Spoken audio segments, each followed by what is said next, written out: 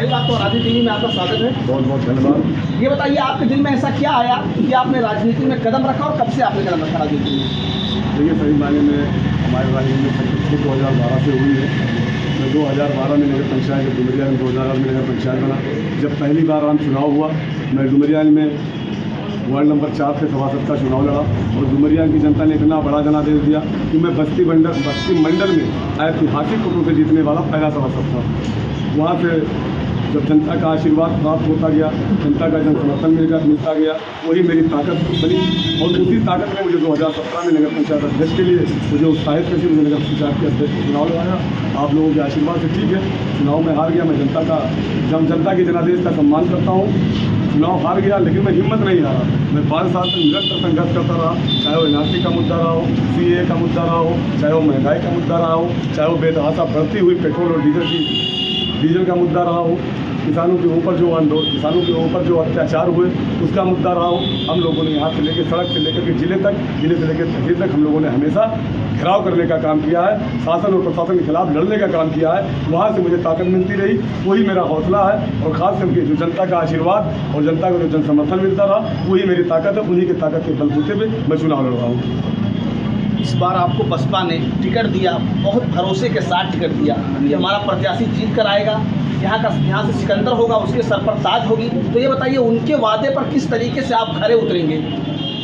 बिल्कुल, देखिए, मैं सबसे पहले बहुजन समाज पार्टी की सुप्रीमो बहन कुमारी मायावती जी का मैं आभार व्यक्त करता हूँ। बहुजन समाज पार्टी की सिद्धार्थनगर का मैं आभार व्यक्त करता हूँ। मुझ जैसे युवा पर भरोसा करके बहन जी ने टिकट दिया है और इस आशा के साथ दिया है। बहन जी ने आश्वस्त करके भेजा है कि बेटा जाओ, तुम जीत के आना, जीत के आओ, फिर मुलाकात करेंगे। तुम चुनाव जरूर जीतोगे, तुम्हारे अंदर हौसला है, तुम्हारे अंदर लड़ने का जज्बा है, तुम चुनाव जीत के आओगे। डुमरियागंज एक बहुत महत्वपूर्ण सीट मानी जाती है, तो ये बताइए यहाँ आपकी पहली प्राथमिकता क्या होगी? इससे आप विजय होते हैं, इससे घोषित होते हैं, तो आपकी पहली प्राथमिकता क्या होगी डुमरियागंज? देखिए, डुमरियागंज में हमारी सबसे पहली प्राथमिकता है नगर पंचायत डुमरियागंज का विकास, जो 5 साल से पूरी तरीके से ध्वस्त हो गया है। कहीं भी एक भी पैसे का कोई काम नहीं हुआ है। मैं तो मंचों से अपने चैलेंज करता हूँ, आपके मीडिया के माध्यम से मैं कहना चाहता हूँ कि निवर्तमान निकम्मे चेयरमैन को मैं चैलेंज करता हूँ कि 5 साल में अपने 5 कामों को जनता को बताए। वो अपने 5 काम को नहीं बता पाते हैं। वो अपने झूठे वादों के साथ वो जर्जर पड़ी हुई, ध्वस्त पड़ी हुई शौचालय को दिखाते हैं। मंदिर चौराहे पे पिंक बूथ बना हुआ है, जहाँ पे आज तक उसका ताला खुला नहीं, ओपनिंग नहीं, उससे पहले वो ध्वस्त हो गया, जर्जर बंद पड़े। ये हेड टैंक जो हाथी के दांत बने हुए हैं, आज तक डुमरियागंज की पूरी सड़कों को खोद दिया गया। वाटर सप्लाई की व्यवस्था नहीं हो पाई है। चाहे वो डुमरियागंज या जो हमारे जो निवर्तमान चेयरमैन जो अपने विकास को बताते हैं, वो कहते हैं मैंने जगह जगह पे वाटर ATM लगाया। चेयरमैन साहब, मैं आपसे पूछना चाहता हूँ कि नगर पंचायत की जनता आपसे पूछ रही है कि कितने वाटर ATM से पानी निकल रहे हैं। मुद्दा ये है, मुद्दा ये नहीं है कि आपने लगाया, हाथी के दांत बने हुए पानी के हेड टैंक खड़े हुए हैं। अगर वहाँ से पानी नहीं निकल रहा तो हम टंकी को सिर्फ देखेंगे। अगर वाटर ATM आपने नगर पंचायत के धन का शोषण किया गया, नगर पंचायत के धन को बंदरबांट किया गया, चेयरमैन साहब ये आपको जवाब देना होगा। ये जनता का पैसा है, जनता विकास चाहती है, जनता बतौलेबाजी नहीं सुनना चाहती है, जनता भाषणबाजी नहीं सुनना चाहती है। और मैं आप लोगों के आशीर्वाद से 2012 से 2017 तक नगर पंचायत का सभासद रहा। मैंने काफ़ी काम किए हैं, डुमरियागंज वार्ड के लोग इसके साक्षी हैं और आगे भी मैं निरंतर काम करता रहूँगा। भाजपा आपके सामने है जी, और भाजपा के प्रचार में मुख्यमंत्री स्वयं आ रहे हैं, तो ये बताइए आप भाजपा से किस तरीके से निपटेंगे? देखिए, यहाँ डुमरियागंज में भारतीय जनता पार्टी पूरी तरीके से हताश और निराश है। अब बताइए, पंचायत के चुनाव में अगर माननीय मुख्यमंत्री जी प्रचार करने के लिए आ रहे हैं, तो आप इससे अंदाज़ा लगा सकते हैं कि भारतीय जनता पार्टी पूरी तरीके से अपनी जमीन खो चुकी है। ना तो उनके पास कोई विकास का मुद्दा है, ना तो उनके पास कोई विज़न है काम करने का। उनके पास सिर्फ हिंदू मुसलमान को पोलराइज करके वोट लेने के अलावा कोई और रास्ता नहीं बचा हुआ है। और ये डुमरियागंज की जनता, ये गौतम बुद्ध की धरती है। ये जनता अमन को पसंद करती है, ये जनता शांति को पसंद करती है। यहाँ बहुत बड़े बड़े बाहुबली माफिया आए चुनाव लड़ने के लिए, बहुत राइफलधारी आए चुनाव लड़ने के लिए, लेकिन डुमरियागंज की जनता ने सबको सिरे से नकार दिया। डुमरियागंज के लोग यहाँ झुकने वाले को पसंद करते हैं, तलने वाले को नहीं। जनता आपको क्यों जिताए? मेरा आखिरी सवाल है कि आपको जनता क्यों जिताए? आपने जनता के लिए क्या किया कि आपको जनता जिताए, आपका सर पर ताज पहनाए? देखिए बिल्कुल, जनता ने जब भी मुझे एक छोटा सा मौका दिया, मैंने उस चीज़ को करके साबित किया।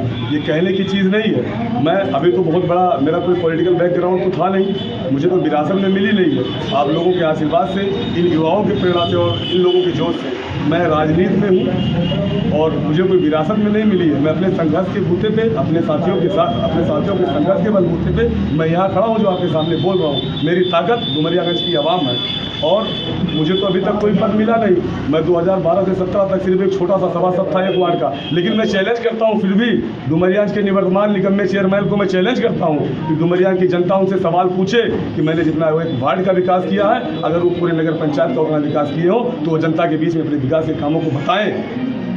इसका मतलब 5 साल में जो है विकास नहीं हुआ, इससे पहले 5 साल बिल्कुल एकदम जीरो जो विकास हुए। पूछिए, आप उनसे सवाल करिए, वो क्या बताएंगे। मैंने 3000 आवास दिलवा दिए। माननीय चेयरमैन साहब, उसमें आपका क्या रोल है आवास दिलाने? ये प्रधानमंत्री शहरी योजना की स्कीम है जो भारत सरकार का धन है। आप अपने नगर पंचायत के फंड से नगर पंचायत वासियों को आपने क्या दिया? हमारा मुद्दा ये है, हमारा सवाल ये है, ये जनता का सवाल है, ये नगर पंचायत की डुमरियागंज की आवाम का सवाल है कि चेयरमैन साहब, आप जब मीडिया को बाइट देते हैं तो आप कहते हैं कि मैंने 3000 आवास दिलाया। उन्हीं आवासों के बलबूतों पे आप लोगों ने धांधलेबाजी की है, आप लोगों ने लूट किया है।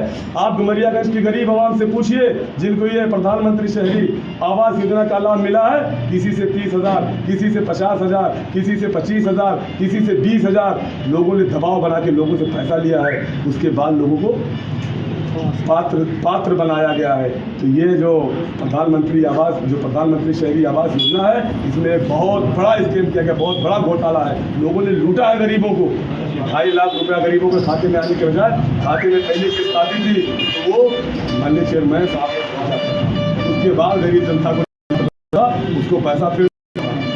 ये जनता का सवाल है, इसका जवाब देना पड़ेगा। जनता पूरी तरीके से तैयार है बदला लेने के लिए। वक्त आ गया है परिवर्तन का और डुमरियागंज की जनता पूरे परिवर्तन के मूड में है। यहाँ अब जात पात धर्म की राजनीति चलने वाली नहीं है। ये जो कार्ड खेल रहे हैं अगड़ा पिछड़ा हिंदू मुस्लिम, ये सब नहीं चलेगा। ये डुमरियागंज है, ये गौतम बुद्ध की धरती है। यहाँ अमल पसंद लोग रहते हैं, शांति प्रिय लोगों को चाहते हैं, जो काम करने वाला हो, सबका सम्मान करने वाला हो। मैं डुमरियागंज की आवाम से चाहता हूँ कि आप लोग अपना आशीर्वाद, अपना सहयोग देके अपने भाई उस बेटे को वहाँ तक पहुँचाइए। इंशाअल्लाह निराश नहीं होंगे, ये मेरा वादा है। ये थे हमारे साथ बातचीत कर रहे थे अतीकुर रहमान जी, जो बसपा से अध्यक्ष पद के प्रतिनिधि हैं। सिद्धार्थनगर से अब्दुल कादिर, अनादि टीवी।